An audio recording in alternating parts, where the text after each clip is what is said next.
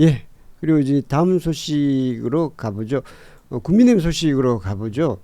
이 김종혁 전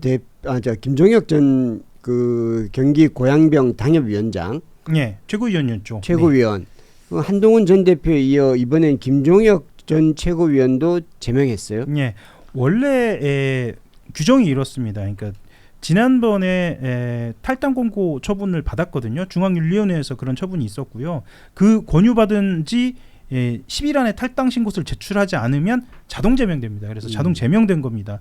간단하게 좀 설명을 드리면 어제 최보윤 당 수석 대변인이 최고위원 회의 뒤에 이제 기자들 만나서 제명 사실 공지를 했고 내용은 이렇습니다. 뭐 기억하시는 분들도 있겠지만 장동혁 대표와 당원들 겨냥해서 망상 바이러스다.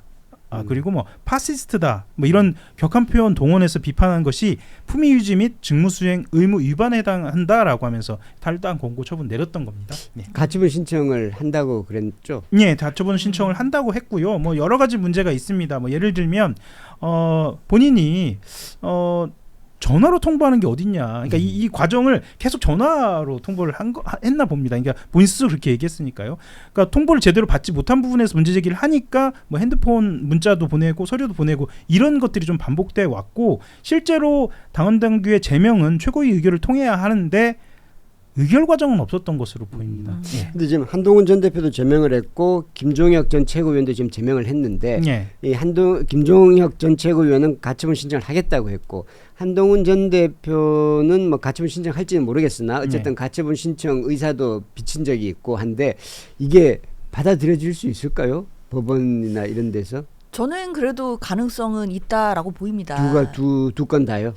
일단은 김종혁 전 최고위원은 일단 그 가처분 신청하겠다라고 하는 거 보면 일단은 그런 게 있죠. 정당 내부의 결정에 대해서는 원래 법원이 개입하지 그렇죠. 않는 게 원칙이기는 해요. 네, 그렇기 네, 때문에 웬만하면 정당에서 한 거는 가처분을 신청해도 기각되는 경우가 많기는 한데 그래도 법원에서 들여다보고 바꾸는 경우들이 있습니다. 그러니까 절차적으로 이게 중대한 하자가 있거나 또는 그 뭐 헌법상 정당법상 정한 기준에 너무 어긋날 때 이럴 때는 개입을 해서 가처분을 받아주는 경우들이 있는데 일단 김종혁 전 최고위원이 지금 주장하는 바에 따르면 절차적인 부분이 지금 지켜지지 않았다라는 주장을 지금 하고 있거든요. 아마 이 부분을 강조를 할 것 같고 뭐 그렇다면 법원에서도 가처분 신청을 인용할 가능성이 저는 아직은 있다라고 보이기는 하는데 문제는 이게 인용이 돼갖고 오면 그러면 정당이 이거를 그러면 그 결론에 맞춰서 사실은 그 절차를 보완하면 사실은 끝이거든요. 뭐 예를 들어 뭐 절차적인 뭐 소명 기회나 이런 게 뭐 부족했다라고 한다면 그런 소명 기회를 주고 또 그거에 맞춰서 보완을 한 후에 또 다시 또 징계를 하면 또 그만인 부분들이 있기 때문에 그렇게 됩니다. 그래서 도돌이표로 가는군요. 그렇죠. 그러면. 그렇기 때문에 이게 근본적인 해결이라고 보기는 어렵고 오히려 이제 정당과의 그 징계 당한 사람들 사이에 사실 감정적인 부분만 좀 더 격화되는 또 그런 부분들은 남아 있습니다. 참 난감하네요. 그런데 지금 이 장동혁 지도부는 배현진 의원에 대한 징계 심사도 시작하고 그래서 착착 그 자신의 계획을 하나하나씩 차근차근 밟아 나가고 있어요. 지난 6일 징계 심의에 착수를 했다고 합니다. 이 당 윤리위원회 같은 경우에는 말씀드렸던 것처럼 한동훈 전 대표라든가 방금 말씀드린 최고위원도 김 전 최고위원도 지금 제명을 한 상황이어서 물론 상황은 다릅니다. 왜냐하면 배현진 의원 같은 경우 말 그대로 의원이기 때문에 뭐 상징성뿐만 아니라 실제적으로 이 징계가 어떤 영향을 주는지는 조금 더 두고 봐야 할 것 같습니다. 그리고 제명을 할 수 없는 게 지금 배지가 한 자리 아깝기 때문에 그런 상황이기 때문에 제명까지는 안 갈 것으로 좀 보이긴 하는데 서울시당위원장을 그 박탈하는 그런 맞습니다. 핵심적으로 서울시당위원장을 박탈을 하면 어떤 상황이 벌어지냐면 지방선거를 진두지휘할 수가 없습니다. 그래서 서울시에 관련된 모든 자리들을 서울시당위원장이 누구냐에 따라서 지도부가 좌지우지할 수 있는 상황으로 오는 겁니다. 이건 자연스럽게 서울시장 공천과도 관련이 될 수도 있고 서울시에는 또 구청장들뿐만 아니라 수많은 지방의회 의원들이 있지 않습니까? 이것도 전체적으로 지도부가 좀 관할을 하려고 하는 것이 아니냐 이런 분석도 좀 나오고 있습니다. 장동혁 지도부 어제 그거 관련해서 당헌 당규 개정하지 않았나요?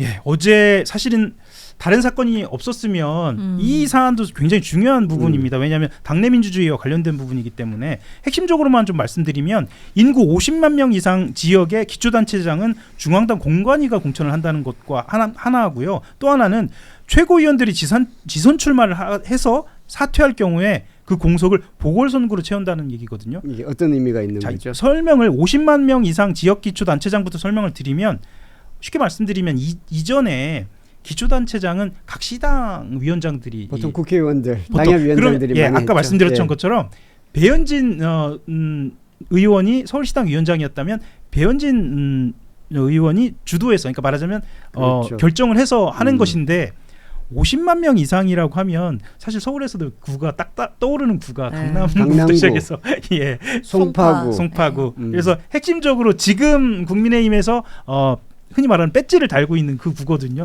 그런 구들을 중앙당이 직접 공천하겠다. 그러니까 행여 배현진 위원장이 계속 자리를 유지하더라도 공천은 우리가 한다. 뭐 이렇게 볼 수 있습니다. 2중 3중으로 마련하는 3중으로 마련한 겁니다. 예. 그리고 최고의 보궐선거는 이것도 재밌는 게 뭐냐면 사실 장동혁 대표가 2월 위기설부터 나온 게 지난해 가을입니다. 예, 이미 위기설이 나오기 시작했고 거의 확정적으로 의원들끼리 얘기한 건 지방선거 때 못 버틴다라는 얘기였거든요. 그렇죠. 지방선거 지면 보통 이 선거 참패하면 보통 지도부가 물러나는 거잖아요. 예, 그때마다 이제 뷰리핑에서 말씀해 주셨던 게 뭐냐면 그래도 안 물날 것 같은데 이렇게 말씀을 계속 주셨었어요. 그거를 또 안전판을 둔 겁니다. 왜 안전판을 둔 거냐면 이번이 최고위원회에서 그러니까 최고위원 중에 지방선거에 출마하는 사람이 3명입니다.